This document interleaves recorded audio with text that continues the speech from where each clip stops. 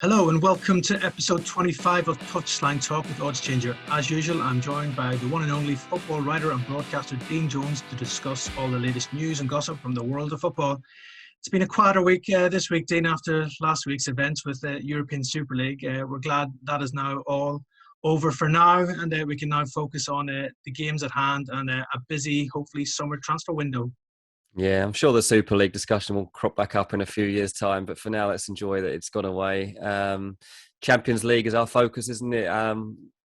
Chelsea did a pretty good job last night against Real Madrid, but failing to get the win that would have really put them in command. So we'll see what happens there. And yeah, PSG and Man City, four big teams. It's an exciting season. Yeah, hoping for an exciting climax to the Champions League. And talking of the Champions League, a team that's desperate to be in the Champions League next season is Tottenham. Obviously, still looking for a new manager following the sacking of Jose Mourinho.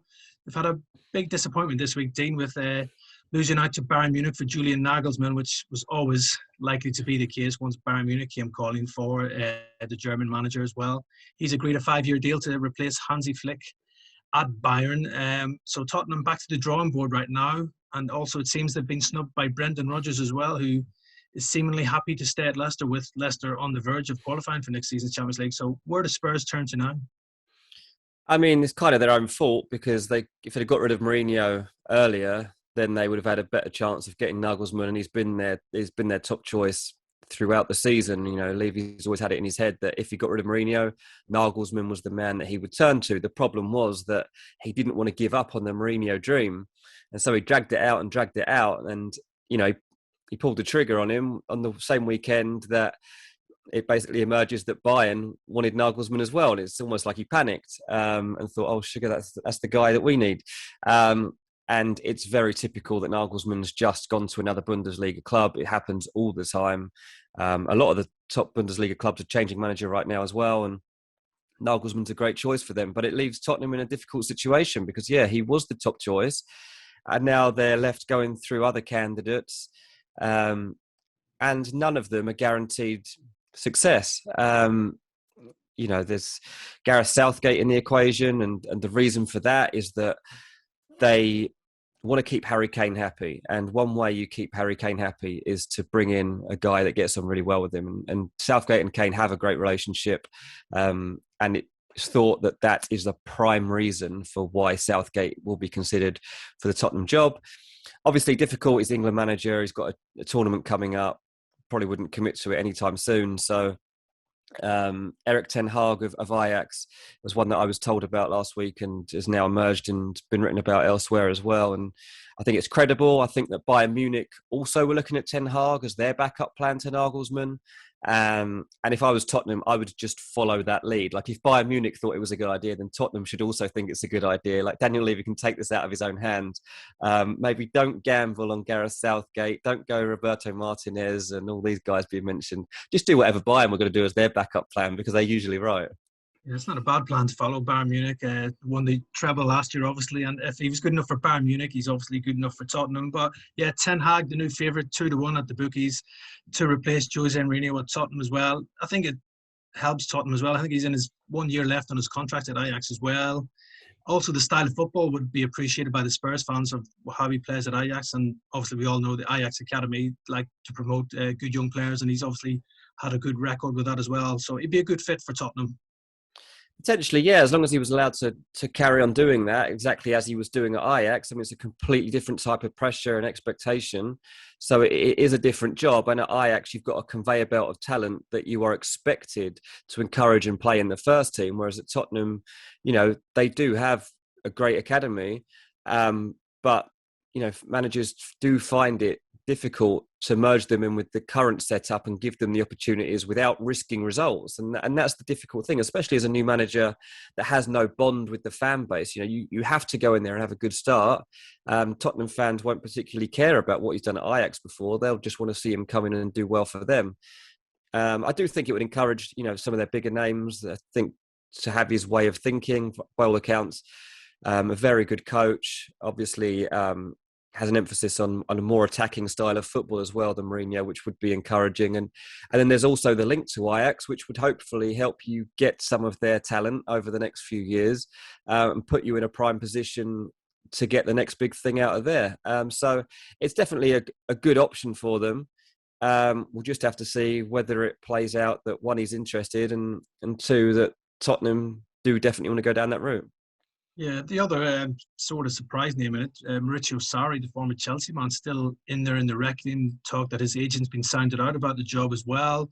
Wasn't universally popular at Chelsea among the players, although he did, in his one season, he did win the Europa League. So he did win silverware, which Tottenham fans are crying out for right now. Do you think there's any chance of Sarri maybe coming back to the Premier League? I don't think so, no. I mean, I can only go by what I've been told by people that feed me information from Tottenham, and Sarri hasn't been mentioned to me at all. Steven Gerrard's another one I'd kind of put in with that Steven Gerrard's been linked to Tottenham a few times, and there's nothing in that. So from what I know, no, I don't think that Sarri and Tottenham is something that's on the cards right now anyway. Yeah, going to be a big decision ahead for Spurs this summer to get the right man in charge to get them back on track, challenging for Champions League places again next season. Another club that could be on the lookout for a new manager this summer is West Brom. Obviously, the Baggies looking almost certain to be relegated now, 9 points adrift of safety with just 5 games to go. Big Sam obviously came in difficult circumstances, replacing Slaven Bilic. Dean, he's had a few good results. Obviously, that stunning win at Chelsea was very impressive. They backed that up with a good win against Southampton to boost survival hopes, but the last couple of results have really killed any lingering hopes of survival. That heavy defeat to Leicester and then dropping those 2 points so later on against Aston Villa. Big Sam, obviously he signed an 18-month deal with a break clause in there. How do you think this one's going to pan out at West Brom? I think there's 2 factors to it, really. I think one is, because he has done pretty well to even give them a fighting chance, and that, the style of their football has actually surprised quite a lot of people, me included. You look at that Chelsea game, they weren't lucky to get that win against Chelsea. They played them off the park, and it was, the style of their goals was lovely, and I think that would have surprised people. And there'll be other clubs now considering Sam Allardyce that you might not have thought would have gone down that path before. It's always risky because there's quite a few fan bases that don't want to see typical Sam Allardyce football. But I think he's shown that there is still a place for it. And I think that, just because he's getting older doesn't mean that he doesn't know how to get the best out of a team and out of limited resources. So I think that there will probably be other options that emerge for him at the end of the season. And then the other factor will be money, I think. Like West Brom, he would have got a big bonus if he'd have kept them up. That's not the case. I'm sure he'll want an understanding of what his financial situation would be going forward if he decides to commit to them. But also, what's the situation with the squad? What's he going to get now for the rebuild? For inevitably, a few players from that squad will leave.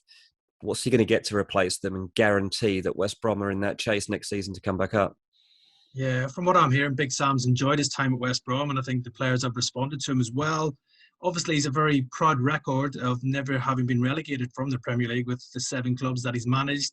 Obviously, he did a great job with Blackburn when he went in there, keeping them up. Sunderland, he kept them up against all the odds. Also, Crystal Palace, he kept them up and had them further up the table as well.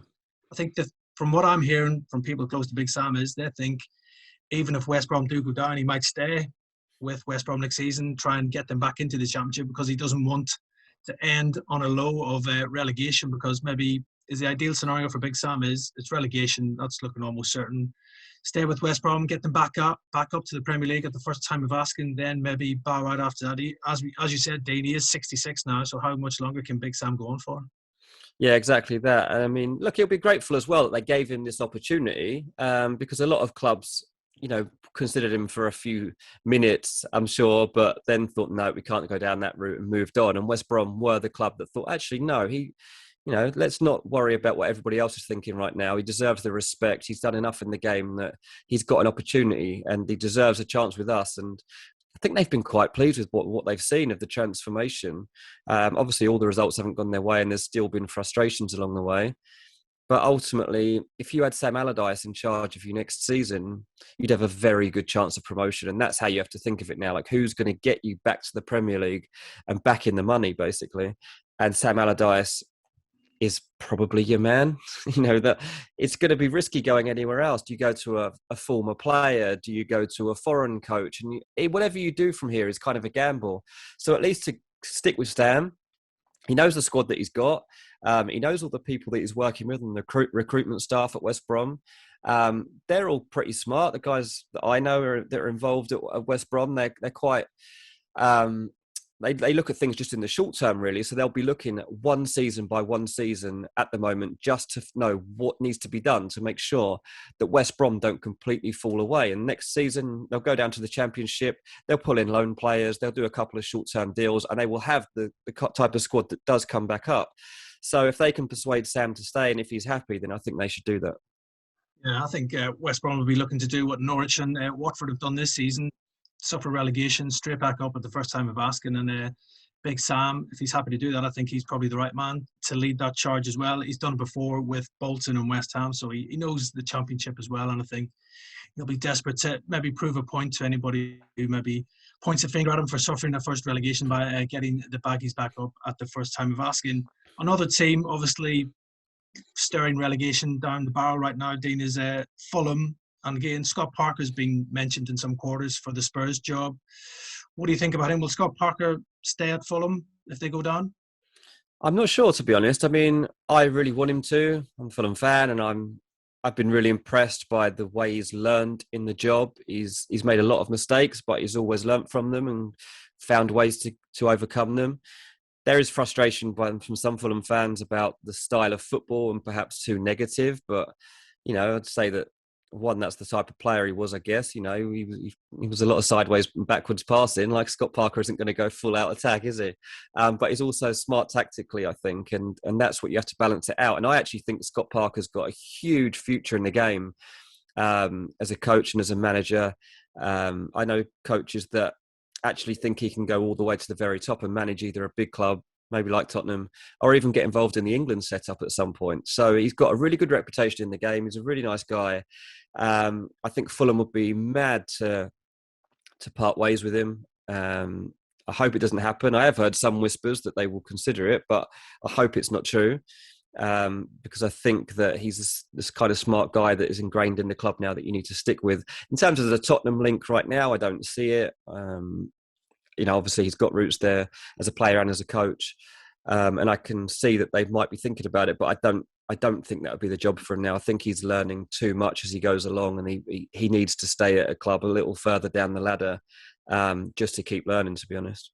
Yeah, I think the Spurs job might be a bit too early for Scott Parker. As you said, Fulham, what he did when he came in there, the club was in all sorts of problems on and off the pitch. I think he sort of sorted them out, got them promotion to the Premier League, and I think they've been unlucky in places this season. I've been quite impressed with Fulham. They've dropped some crucial points in crucial games. Those dropped points to Arsenal a couple of weeks ago. Again, they were winning at Villa a few weeks ago, when maybe if they could have taken all 3 points in this relegation fight, could be a lot different if they had picked up the 3 points in those games. But like you, Dean, I think Scott Parker is probably one of the best young coaches around right now. I think for him and for Fulham, it would be good if he stayed there for at least another season. If he goes down with Fulham right now, if he gets them back up to the Premier League, it's only going to improve his CV for the bigger clubs. And I'm sure those opportunities will come in the future for Scott Parker at the bigger clubs.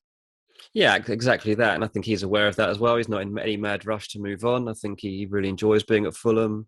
It's a club that really suits him, to be honest, in terms of like his thinking and the way he speaks. It's not a club with huge pressure or expectation.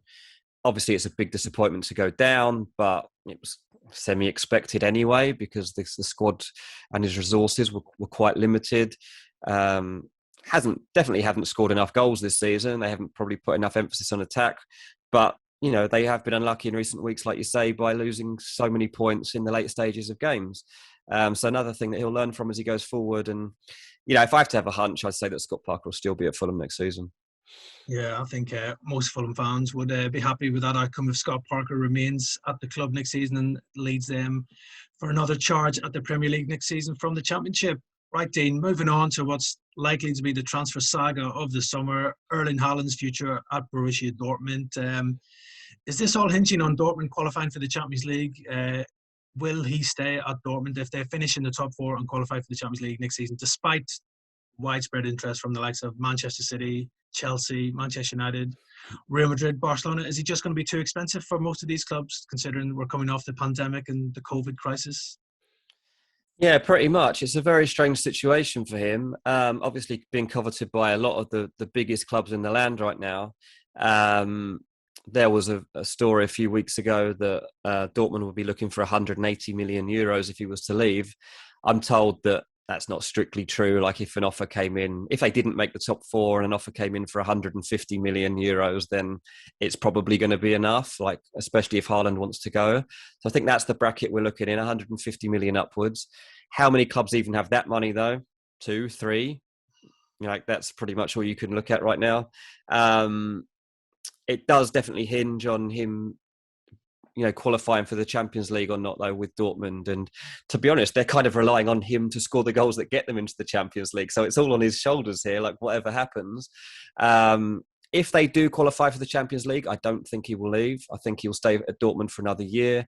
I think that would be, the club would definitely look for that to be the case.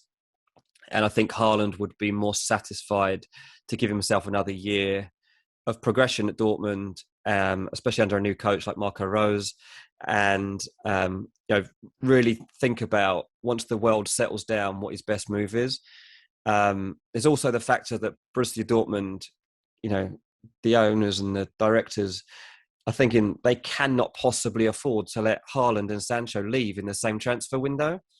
They're already miles behind Bayern Munich this season. So imagine the gap next season when one, they've got Nagelsmann coming in as their coach, two, Lewandowski will be fit again, and three, you haven't got Haaland or Sancho to provide all the goals and assists that they do. It's a huge gap to make up, and wherever you look to turn to replace those players, it's still not going to be to the same level because they're two of the best players in their positions in the world. So it's a really tricky one, and we'll see. There's only 3 games left of Bundesliga now. I mean, Dortmund got a win at the weekend that gives them a real opportunity of making the top 4 now. And I do actually think that they will get in there, but it's very exciting race right to the end there to see if they do make it.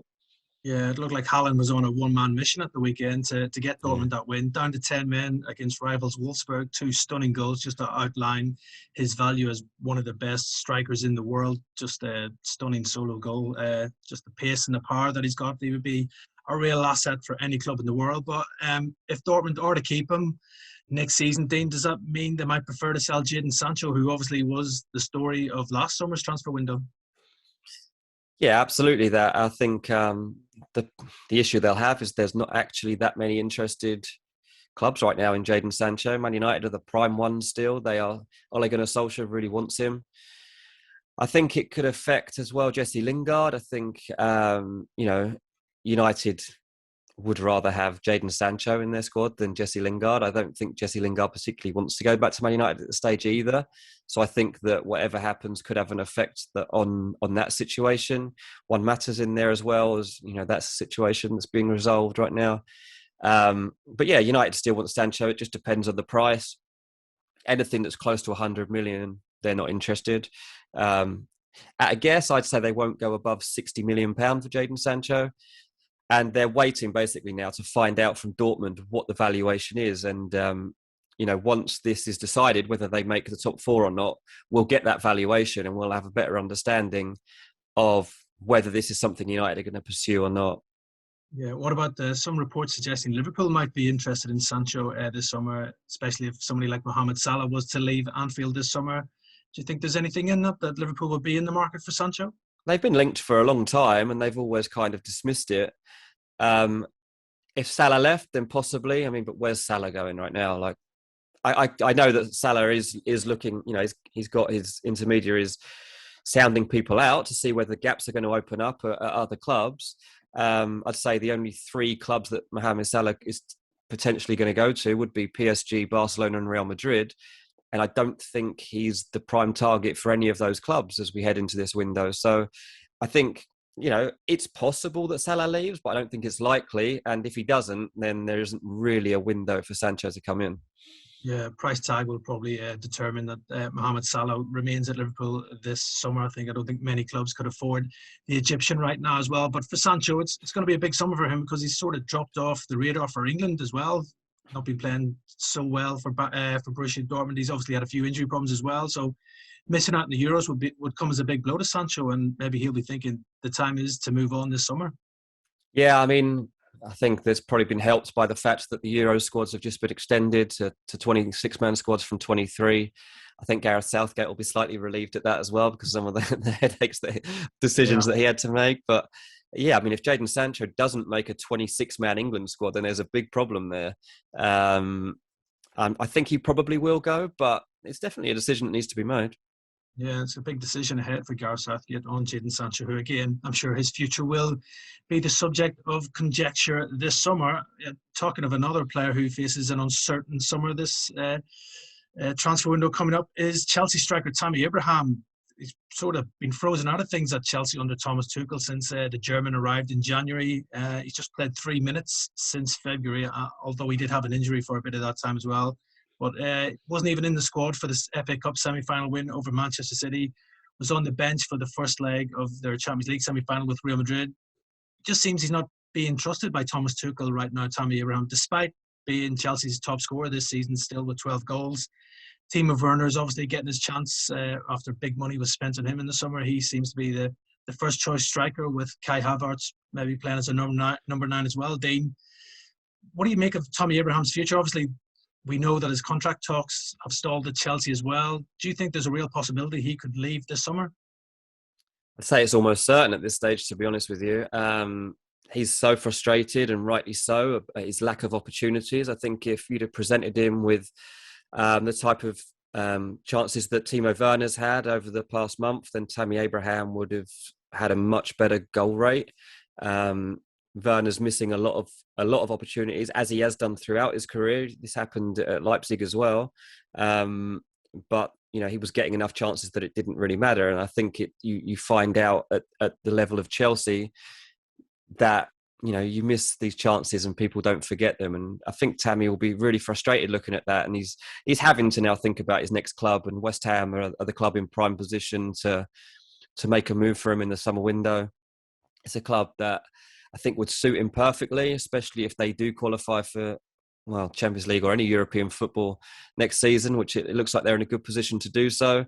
He's interested. I think he was been frustrated for a long time now, going back to, when he first started his contract talks, and, Hudson-Odoi got his new deal, and Tammy just never been considered to be in that top bracket, I don't think. Nobody seems to have had the trust in him, despite the fact he's been there for so long and working hard, and he put so much time and effort into bringing a player through, and then he gets there and you play him for a season. He's top goal scorer, and then you make a big sign-in, and so suddenly he's back out the window again. And it just seems strange that you would give Timo Werner so many opportunities and not have anything like that for Tammy Abraham. So I think that's something that he and the people around him will be looking at right now and just thinking, like, under this coach, it doesn't look like we're getting a look in. We can't waste any time here. You're in a stage of your career where you could be scoring a lot of goals in the Premier League, and I think West Ham are going to come to the table with an offer. That's what my feeling is. Yeah, would be a good option for Tammy Abraham. But like you said, Dean, it's maybe been a wasted year for Abraham this year. Again, he looked probably a certainty for the England squad for the Euros, but again, he's fallen way down the pecking order in Gareth Southgate's plans as well, because of his lack of football at Chelsea as well. I'm sure he's not going to be short of offers this summer if he does want to leave Stamford Bridge. Like you mentioned, West Ham. Also talk of maybe Leicester being interested in him. They're in the market for a striker, especially if they qualify for the Champions League. Also Aston Villa, where he enjoyed a successful loan spell, could be someone who maybe comes in for him as well. But long term, I think he's probably thinking, I need to leave Chelsea, and taken on with that reports that Chelsea are maybe in the market for two strikers. It seems he does not figure in the long-term plans of Thomas Tuchel. That's it. Not only is he not getting the team right now, Chelsea are very likely to go and sign a striker in the summer window. And I mean, if that happens, like, the writing's on the wall, isn't it? And he'll know that. He'll have got the sense of how he's being treated around the club over the past few months, and he'll be making his own plans and scoping out the other potential teams and their playing styles and the lads within those dressing rooms as to where he thinks he'd be a good fit. And I think West Ham, just seen what Jesse Lingard's done and how he's revived his career there, and that's why he'll see a club like that as definitely a potential route for him to go and get his career back on track. Yeah, he could go to West Ham and be the main man there. They haven't got a number 9 really since Sebastian Haller's left. So to go in there and score goals on a regular basis will only improve his chances of winning his place back in Gareth Southgate's squad as well. So yeah, big summer ahead for Tammy Abraham, and it's looking likely that he could be on his way out of Stamford Bridge at the end of the season. Okay, that's us for another week here on Touchline Talk. We'll be back next week for more news and insight into the latest goings on in the world of football.